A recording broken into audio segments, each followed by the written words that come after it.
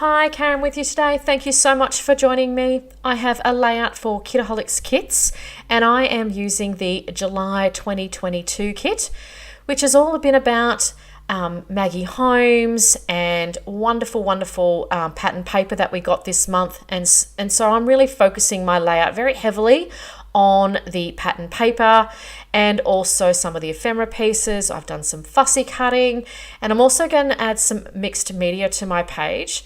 And this is going to be one of those layouts where my mixed media does not go well. So I'm going to give you a little bit of a clue into sometimes how my brain works, or I guess it doesn't work. But I do think I end up pulling it together and I'm really happy with the final result of the layout. So I knew I wanted to do some tearing with my paper today. I love paper tearing and how it gives a really wonderful distressed look. So I'm just having a little bit of a play here around how I'm going to set up this layout. For me, this was a tricky one because I decided to challenge myself and use multiple photos on my layout.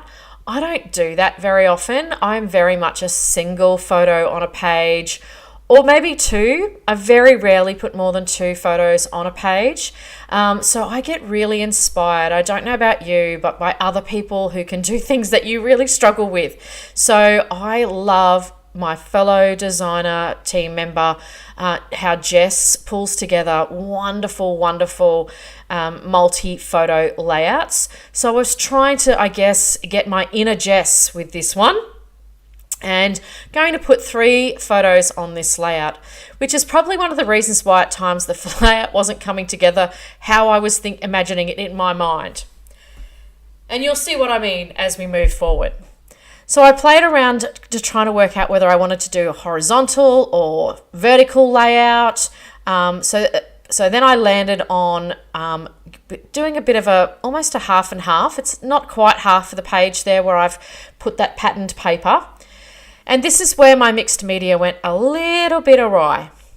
So I wanted to use the gorgeous paste that we got in the kit this month. And what I really should have done before I stuck that down with my silicone brush was to put some white gesso down on the page. It really looked awful. I just, once I started doing it, I was like, what are you doing, Karen? Are you crazy? This is not what you wanted. So while it was still wet, I grabbed out my white gesso and just used my fingertips and then just put white gesso all over the top. Now at this stage, I cannot stand what I've done. And I'm starting to think about, oh man, maybe I need to throw this bit away and start again. But I really don't like doing that. I really would like to be able to, if I can, resolve it in some way or make a change to it or whatever. So I decided to stick with it. It's fully dry there now, and so I thought I'd add in some splatters, and then I started thinking, hang on, this is not going to be so bad. And the reason for that is I've got 3 photos. I've got a fairly big chunk of area that I need to cover with my photos. So I thought I'll come in with some splatters, and I'm thinking now that the photos and the ephemera pieces that I want to use are really going to then just allow the mixed media to poke through the sections on the page and not look like this big glob sitting right in the middle of this page. For my splatters, I have used my Dina Wakley gloss spray in white, and the aquarelle color as well is some of the mousse, the paste that we got in our mixed media kit as well, just watered down and just flicked that across the page. So you see here what I mean. I'm starting to add these photos on the page and I'm covering up a fair chunk of the mixed media. So I'm thinking, this is all right. I'm okay. I think I've salvaged this. And I really wanted to use those gorgeous doilies. I'm actually not a big doily fan either. It's not that I love what people do with them, but I've never really get them to sit right for me. And I think it's because I tend to be a little bit more grungy with my layouts, or a little bit more messy. And I always feel that the doilies make things dainty. I'm not sure how you feel about doilies, but that's how I equate them in my mind. I know it sounds a bit silly, but that's what I was thinking at the time, going, oh no. But I really thought having the doilies there with those sort of strong edges and the distress look that I've put through on that pattern paper, the softness of the edges would sort of tone that down a little bit. So that's why I went with the doilies as well. So I'm putting those behind the photos, and I'm also popping my photos up on some foam as well. And I have backed my photos with some pattern paper from the kit as well. So you'll see here that I'm starting to go, oh, which way am I going to put the photos? Should I put them in an arc? Should I put them straight across the page?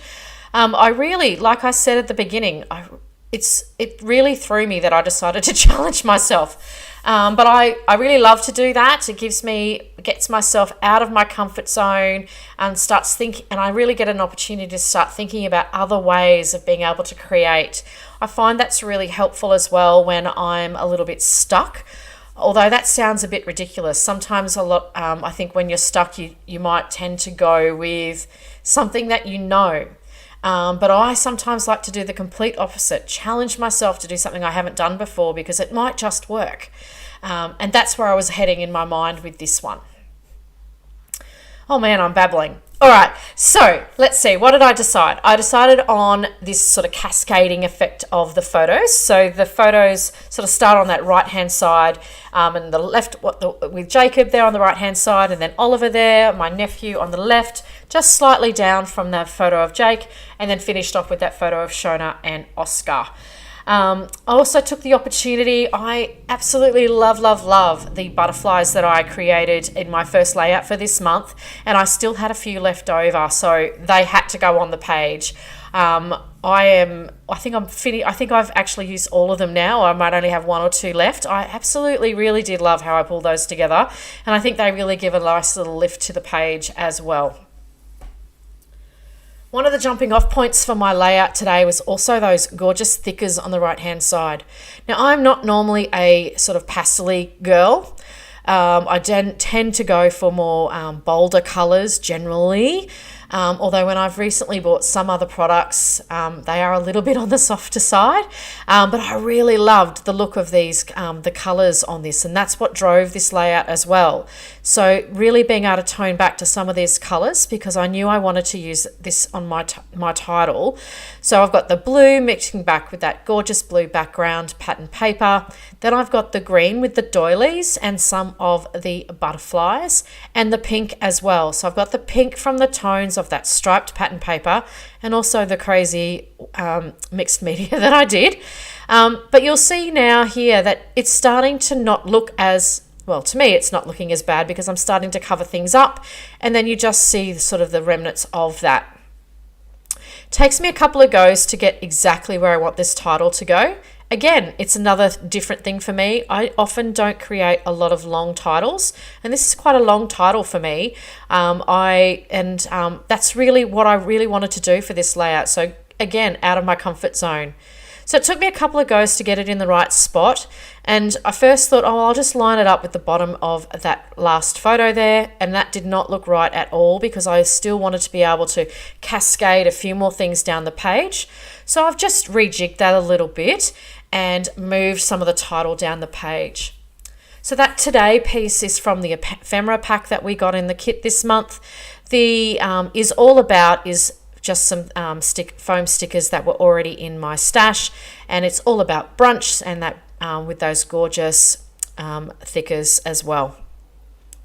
So I wanted to add just a little bit of a cascade onto the ephemera onto the bottom of that page as well, just to make sure that that title is completely connected to the remainder of the layout.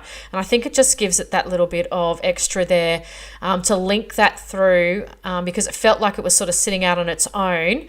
And so I just add a little bit of a cluster there on that bottom side, and I think that sort of gives a really good look across the page as well. So it sort of brings your eye from the very top around to the left and down to the right again as well. I will also leave in the description box below all the details of where you can get the kit from Kitaholics Kits.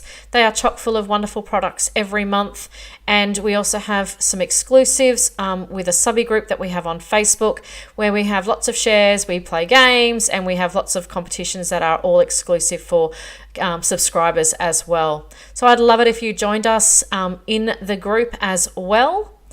And here, just in any moment now, is the final product. I just added in a few hearts to the page just to finish off that little bit of a cluster on the bottom. And I really like how this one turned out. Let's see. 3 photos, tick.